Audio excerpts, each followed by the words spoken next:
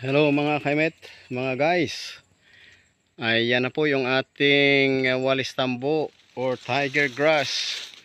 Ready for harvest na yan. Yan ano po. Yan yung harvest time na ngayon ng walis tambo. Ayan o yung walis tambo hanggang doon sa baba. Ayan. Ready for harvest na yan.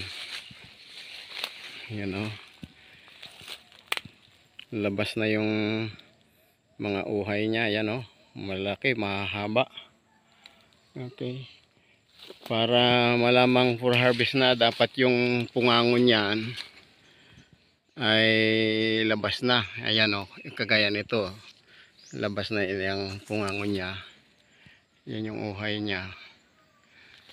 So, yan na mga guys.